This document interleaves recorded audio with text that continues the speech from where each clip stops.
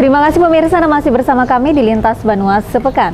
Pemerintah Provinsi Kalimantan Selatan menerima piagam penghargaan dari Menteri Keuangan Republik Indonesia Sri Mulyani Indrawati atas keberhasilan menyusun dan menyajikan laporan keuangan tahun 2021 dengan capaian opini wajar tanpa pengecualian atau WTP.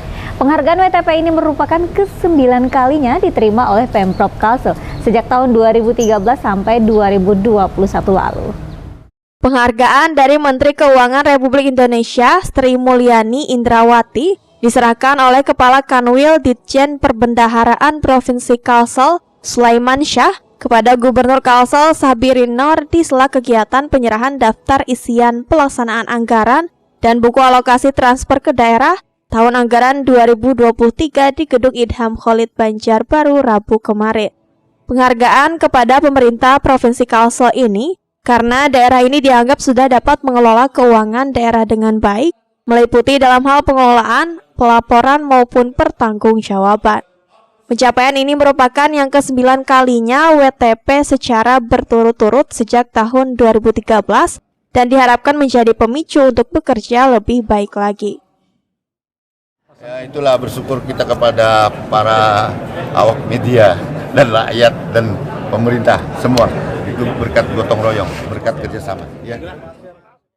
Selain penghargaan untuk pemerintah provinsi, Menteri Keuangan Republik Indonesia juga memberikan piagam penghargaan kepada kabupaten kota di Kalsel yang memperoleh opini WTP tahun 2021, kementerian, lembaga terbaik dalam kinerja pelaksanaan anggaran tahun 2022, dan pemerintah daerah terbaik dalam rangka kinerja penyaluran dan alokasi khusus fisik triwulan 3 tahun 2022. Ahmad Ramadhani, Banjar TV. Ya pemirsa, kalau tadi kita mendapat kabar atau berita yang membanggakan atas prestasi yang diraih oleh pemerintah Provinsi Kalimantan Selatan. Kali ini mengenai Badan Amil Zakat Nasional Kalimantan Selatan yang menyalurkan beragam bantuan kepada mustahik, diantaranya beasiswa, Gmart, dan rumah layak huni. Secara resmi penyaluran bantuan diserahkan oleh Sekretaris Daerah Kalsel, Roy Rijali Anwar, yang mewakili Gubernur Sabirin Noor. Peluncuran Gmart dan penyerahan beasiswa secara simbolis dilakukan Sekda Kalimantan Selatan Roy Rijali Anwar mewakili Gubernur Sabirin Noor. Penyerahan bantuan bagi para mustahik ini turut didampingi pimpinan Basnas RI Saidah Sakwan dan Ketua Basnas Kalsel Irhamsah Sapari. Program Gmart diberikan kepada 50 penerima manfaat di Kota Banjarmasin dan 50 penerima lainnya di sejumlah kabupaten. Program ini diantaranya terdiri dari bahan bantuan modal usaha, branding, renovasi warung, serta pendampingan kepada para mustahik. Adapun beasiswa cendekia Basnas diberikan kepada 50 penerima, ditambah 14 beasiswa pendidikan di Universitas Al-Azhar Kairo. Basnas Kalsel juga menyerahkan bantuan berupa 50 rumah layak huni kepada masyarakat melalui pemerintah Provinsi Kalimantan Selatan. 100 Gmart atau saudagar Gmart yang hari ini kita memfasilitasi dan mendampingi pengusaha-pengusaha mustahik. Kita dampingi apa? Kita dampingi untuk infrastruktur penjualannya, kemudian manajemen logistiknya, juga capacity buildingnya. Nah, kita berharap dengan pendampingan yang kita lakukan melalui dana zakat, maka para mustahik ini akan secepatnya keluar untuk menjadi muzaki. Nah, kita berharap ini juga menjadi bagian penting dari ikut membantu kebijakan pemerintah Provinsi Kalsel untuk sesegera mungkin bisa menurunkan angka kemiskinan. Ada 50 mahasiswa yang hari ini kita kasih beasiswa, dan beasiswa ini juga menjadi simpul percepatan anak-anak kita bisa naik kelas dari kelas mustahik menjadi kelas muzaki. Sekda Kalsel Roy Rijali Anwar berharap program Basnas Kalsel dapat membantu mengurangi kemiskinan dan pengendalian inflasi. Memang saat ini inflasi cukup tinggi dan informasinya tahun depan pun kita belum bisa memprediksi ekonomi seperti apa. Belum ada orang yang bisa memprediksi itu yang disampaikan oleh Pak Presiden. Ya, program-program Basnas ke depan juga kita harapkan dapat membantu dalam rangka pengendalian inflasi. Kalau inflasi terkendali, otomatis angka kemiskinan juga akan semakin berkurang. Nah, target utamanya memang anggaran dari Basnas, khususnya dari Jakat itu untuk mengurangi angka kemiskinan. Nah, itu harapan kita ke depan, program dalam rangka pengendalian inflasi juga dapat disinergikan selain program-program yang sudah ada dilakukan oleh teman-teman. Daftarnya bulan November, akhir November tadi.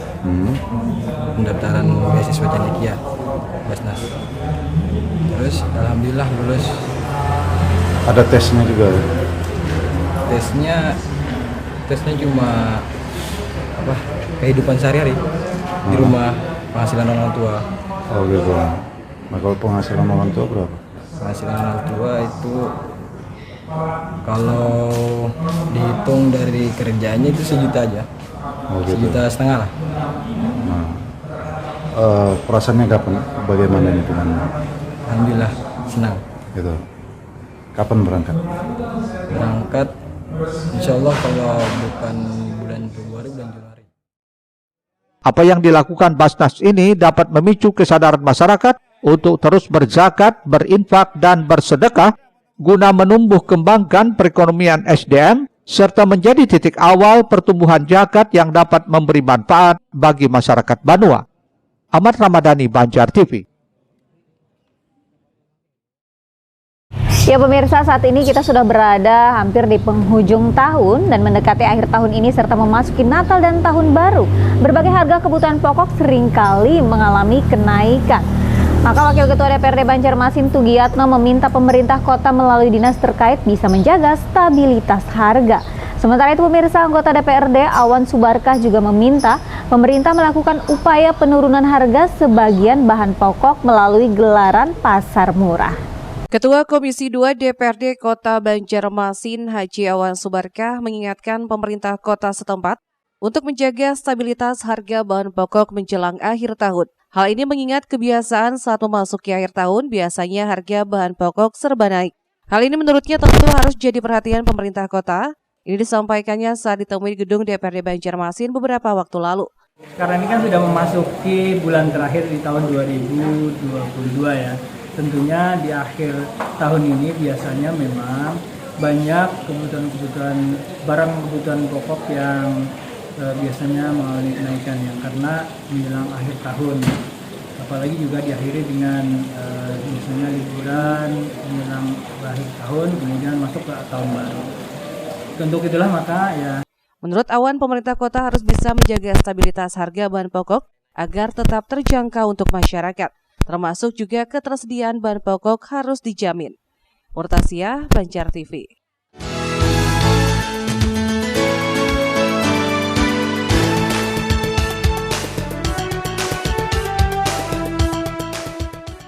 Sementara itu, Awan Subarkah juga menyarankan agar pemerintah melalui dinas terkait bisa melakukan pemantauan setiap saat, sehingga masyarakat bisa tenang dengan kepastian kecukupan stok bahan pokok di kota ini. Kami menghimbau kepada seluruh instansi terkait ya, agar bisa memantau ketersediaan barang-barang pokok ya, yang ada di Kota Banjarmasin, supaya masyarakat kita bisa lebih tenang dengan adanya kestabilan harga serta kecukupan ketersediaan bahan-bahan pokok tersebut. Pasalnya beberapa bahan pokok seperti beras mengalami inflasi yang cukup tinggi. Selain beras, masyarakat juga mengeluhkan naiknya harga telur, daging ayam, daging sapi, dan berbagai sayuran. Pemerintah menurut politisi partai PKS tersebut juga harus berupaya melakukan tindakan untuk menurunkan harga sebagian bahan pokok ini. Seperti bisa diintensifkan gelar pasar murah. Selain itu, pihaknya di Dewan juga meminta ketegasan pemerintah kota menindak jika ada oknum pedagang atau distributor yang mempermainkan harga bahan pokok tersebut. Murtasia, Banjar TV. Pemirsa, kita beralih ke informasi lainnya. Kali ini Gubernur Kalimantan Selatan Sahbiri Noor bersama sejumlah ulama Banua, di antaranya Kiai Haji Wildan Salman dan Habib Ali Abdullah Al-Laidrus dan Zuriat Datu Kalampayan meletakkan batu pertama pembangunan Masjid Raya Syekh Muhammad Arsyad Al-Banjari di kawasan perkantoran Pemprov Kalsel di Banjarbaru. Berdiri di atas lahan seluas 11,75 hektar dengan luas bangunan utama 4.560 meter persegi, Masjid Raya Syekh Muhammad Arsyad Al-Banjari bakal mampu menampung hingga 3.000 jamaah, tak kalah dengan Masjid Raya Sabil Al-Muhtadin di Banjarmasin. Adapun bangunan atap berbentuk limas dengan sistem sirkulasi dan pencahayaan dilakukan secara terbuka, sedangkan kawasan masjid tersebut juga akan dilengkapi berbagai sarana pendukung beserta embung atau danau. Pengerjaan masjid dilaksanakan secara bertahap tiap tahun. Tahap pertama pada tahun 2023 dianggarkan 80 miliar, kemudian tahun berikutnya senilai 41 miliar. Sementara penamaan Syekh Muhammad Arsyad Al-Banjari sendiri merupakan bentuk penghormatan kepada ulama besar asal Kalsel tersebut. Terkait dengan pembangunan Masjid Raya Syekh Muhammad Arsyad Al-Banjari, hari ini kita saksikan bersama, dimulai dengan peletakan batu utama, dan tentu saja kita berharap pembangunan masjid ini dapat berjalan aman dan lancar, dan secara realnya nanti di 2023 akan dibangun sesuai dengan anggaran yang tersedia di 2023. Dan kita berharap kaum muslimat Kalimantan Selatan mendoakan mudah-mudahan masjid ini bisa selesai sesuai dengan harapan kita bersama. Kalau masjid itu pastilah untuk beribadah dan tempat-tempat kegiatan keagamaan lainnya yang mendukung keberadaan masjid ini sendiri. Dan masjid ini kita berharap monumental, dia punya sejarah. Kalau Banjarmasin ada Masjid Raya dengan Sabil Al-Muhtadin, kitab karangan Datuk Kelampayan. Kalau di sini tadi kesepahaman bersama dengan para ulama, para habaib, memberi nama Masjid Raya Syekh Muhammad Arsyad Al-Banjari. Mohon doanya. Pembangunan masjid ini direncanakan kan tahun 2023-2024. Dinamai tadi Syekh Muhammad Arsyad Al-Banjari. Jadi anggaran untuk pembangunan ini kan tadi disebutkan sudah sebesar 243 miliar sekian, tapi itu seluruhnya. Nah, ini dibangun bertahap. Jadi tahap 2 ini 2023-2024 itu sebesar, kalau 2023 pembayarannya 80 miliaran, kemudian yang 2024 41 miliar. Ini multi-yes, sistemnya sistem multi-yes. Kemudian pembangunan ini meliputi tadi ada 3 ya, pekerjaan pendahuluan dulu, kemudian ada pekerjaan masjid itu sendiri, dan ada pendukung, beberapa, misalnya tidak semua juga kan. Jadi ini luasannya tadi kan kalau secara keseluruhan 11,75 hektar. Nah, bangunan utamanya ini 4.650 meter persegi yang akan dibangun tahun 2023-2024. Dalam kegiatan tersebut turut dibacakan manakib Syekh Muhammad Arsyad Al-Banjari, pembacaan syair Maulid Habsyi serta tausiah oleh Kiai Haji Wildan Salman. Ahmad Ramadhani, Banjar TV. Pemirsa, penutupan putaran balik di kilometer 8 dikeluhkan warga Kabupaten Banjar. Selengkapnya setelah pariwara berikut ini.